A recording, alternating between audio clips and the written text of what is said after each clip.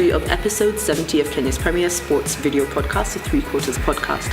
As usual, we'd like to remind you to jump onto the hashtag Road to Japan to support the Kenya Singers as they're still looking to qualify for the Rugby World Cup in 2019 in Japan.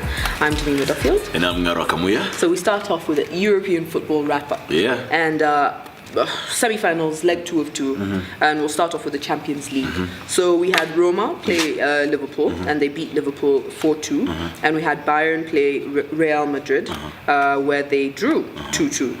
I think Real Madrid did pretty well in the sense that Bayern had 22 shots, only 10 on target, and 60%. Not only 10, but 10 on target and 60% possession. Whereas Real had 9 shots, 3 on target, and managed to convert 2 of them. Yeah. So clearly your focus is going to be on Real Madrid versus Bayern Munich, Liverpool versus Roma.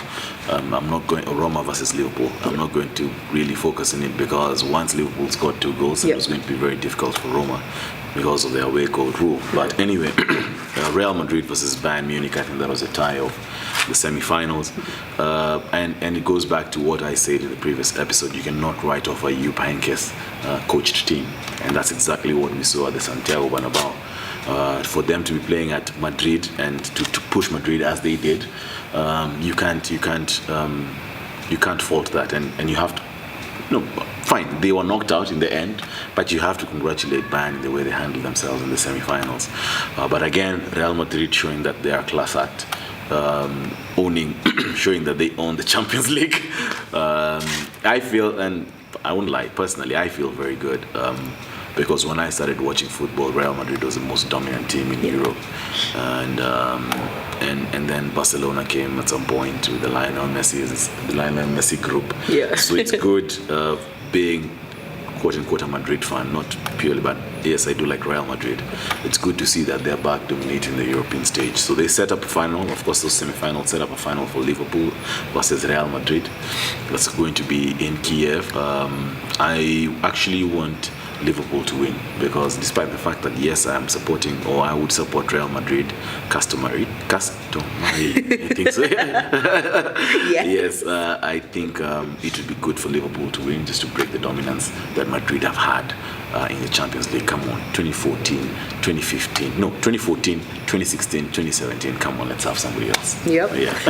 And then we move on to Europa League. Yes. Where we had Atletico Madrid beat Arsenal 1-0. And we also had Red Bull play Marseille, where they won 2-1. Now, Red Bull had a red card. They had 16 shots and 6 on target, and Marseille had 15 shots and 1 on target. I'd like to say that I feel that if more of their shots were on target, maybe they would have scored more goals. I mean, because the one shot that was on target actually was went a goal. in. Let me tell you, that game was really shocking. I walked in somewhere when it was being played last week on Thursday, and I walked in somewhere and I saw 2-0, and it just took me back to episode 69 where I was saying that that tie is done. Marseille are 2-0 up. It's a done. Look, it's never over until the fat lady sings, and this goal was it was in the extra time, and I feel pity for Red Bull Salzburg. They had actually put a very spirited fight, and I thought it would have been good for them to go forward or go through. So Marseille again showing that they have the grit and they can grind out the results, and all you need, as the stats have shown, is you need that to convert that one chance. And that's exactly what happened. And Marseille now are going to be in the final versus Atletico Madrid, which is going to be played in Lyon. So still on football, but back home now. I hear the Harambee Stars have a new coach. Yes, they do. Named by the man by the name. Sorry. A man by the name Sebastian Migné. He's on a 3-year contract. He's been involved in Africa for quite some time now, most notably Congo. His previous experience. No, I'm not going to look for the word. His previous job was with Congo. So he's here on a 3-year contract. He's a student of those who watched football and African football for a very long time know a man called Claude Leroy. He's currently the Togolese national head coach, but I think his most notable stint was when he coached Senegal.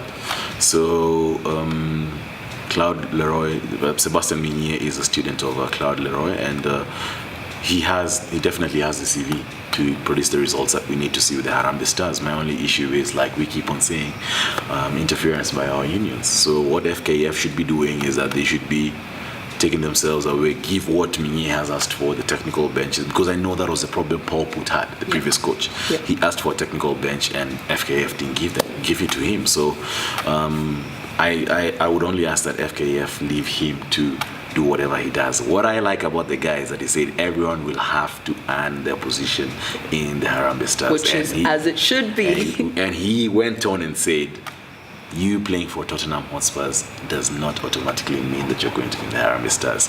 I guess he was talking about Stars captain Victor Wanyama, because there's always been comments that we don't see Wanyama replicating the form he had replicating his form at Tottenham with the Harambee Stars. Yep. So it's going to be an interesting one. I definitely think so. I love that he says that, and I completely side with him. I remember ages ago, I think must have been 18, just after school, I decided to play football, because that is the first sport I actually started playing. Yeah. And I joined a small club. I don't even remember the name, but we had a few girls who played for the Harambee Stars or Starlets. Yeah, Starlets. Well, yes, for the Starlets. And at that point, I mean, they wouldn't show up to training, and then they'd come and they'd play on game day, and I'm like, why are you on the team again? Yep. Like, I really don't understand. You know, if a pass goes, I don't know, roughly a meter to the right, they're not going to bother go get it. And I'm like, we need this in more teams. You can't just, because you play for the national team or because you play for some club somewhere, come and just play. I mean, players haven't gelled with you, so let's start from there. I agree with you. There's so many issues that come up from that. Yeah, I do agree with you that one. I actually support Sebastian. Did we start a little early today? Yep. Anyway, so still on football. Yes. So football played in Germany comes to Kenya. Football made in Germany. Well, made in Germany. Comes to Kenya. Yeah. You've infected me. Whatever it is. Football made in Germany was a program I have had. Of course, I was not there, but it was a program that was very popular in the 70s and the 80s in Kenya, and that's why everyone you watch or everyone you talk to, every football fan you talk to between the ages of 50 and 60 years are very endeared to German football, because that's all they had at that time. So yes, football made in Germany, as I'm saying, was a program, but it's coming to Kenya, and by this what it means is that Bundesliga, which is the league, the top league in Germany, have expressed their intention to partner with a couple of Kenyan clubs just from a developmental angle and build the game in Kenya. The reason for this is that Kenya has the highest audience of the Bundesliga in Africa is Kenya. Well done to us. Yeah, and they feel that that should be reciprocated in some way. So if indeed it does happen, look, the Germans' precision, and football made in Germany, everything about Germany is precision. Think about their cars, think about it's everything to the detail. And I think from a game that is becoming and has always been and is really becoming technical, you get the feeling that maybe the relationship between Germany and Kenya can be fruitful for Kenyan football at large. Well, let's hope that they'll help us to be able to, dot all our I's and cross all our T's. That's true. So, after that, we change sport. Totally. And we move on to the N.B.A. playoffs, so that's basketball. Yes, so playoffs are going as we speak. It's the Eastern Conference. It's a conference semifinals. So the Eastern Conference, as we speak, Boston leads the series 3-0 against Philadelphia 76ers. I must say that Boston is shocking a couple of guys because they're missing the two stars, and of course their franchise player is Kyrie Irving, so they're playing very well, having missed their superstars, and as we speak they're leading the series 3-0. Then Cleveland Cavaliers against Toronto Raptors, they're leading the series 3-0 again, and then LeBron James owning Toronto Raptors as he always does. We go to the Western Conference. Golden State Warriors lead the series 2-1 against the Pelicans, the New Orleans Pelicans. Steph Curry is back in action, dropped I think 27 points in his first game back.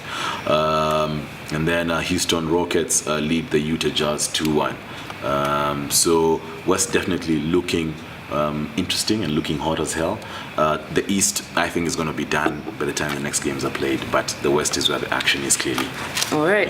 So now we move on to our bonus segment. Yeah. And it's about commercial and corporate structure and sports, basically. Yeah. So this week we discuss the role of corporate governance in sports. Yeah. And, we'd like to give a few examples, like in the West, and how it should be implemented.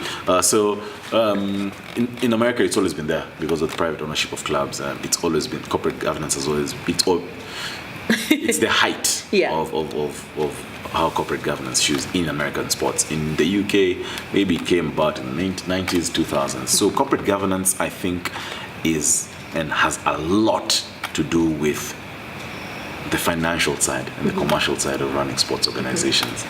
And you think about what is normally known as the backroom staff. What people do, what's the word I'm looking for?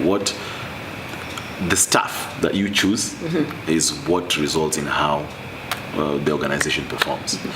I think about the current CEO of Manchester United. He's called Ed Woodward. Ed Woodward has nothing to do with football, but he was an investment banker. He worked together with the owners of Manchester United, i.e. the Glazer family, and he helped structure the takeover of Manchester United, which was in a format called a leverage buyout, but we'll discuss that later on, which is the leverage buyout. But we've seen what Ed Woodward's background in finance has done to Manchester United in terms of their balance sheet.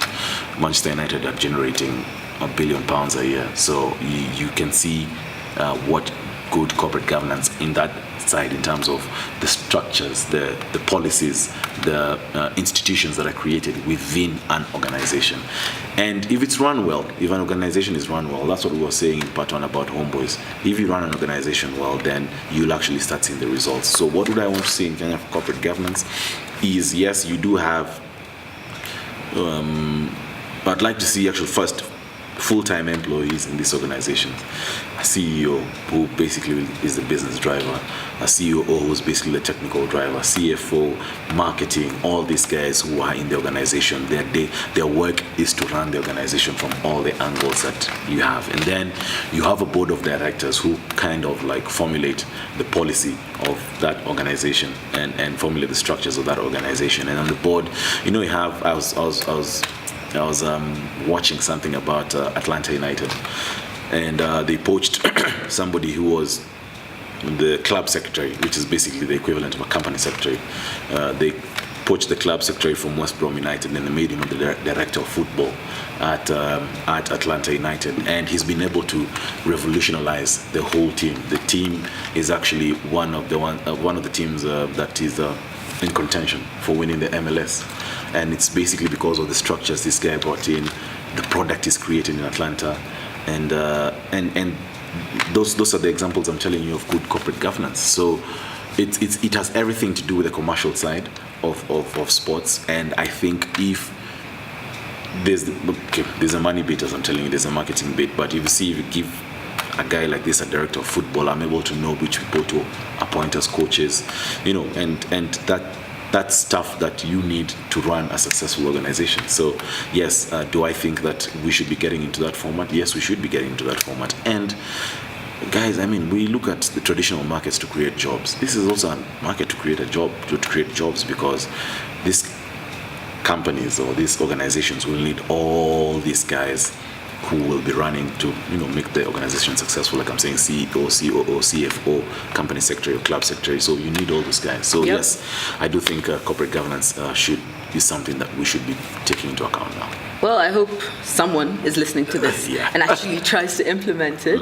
And I know this part is all, part 3 is generally not about rugby, but guys, remember, #Road to Japan. Support the Simbas. International season is coming up. Yes, it is. Yep, so yes. Remember, you can like our page on Facebook, follow us on Instagram, and subscribe to our YouTube channel. I'm Denima Duffield. And I'm Ngaro Kamwe. See you next week for episode 71.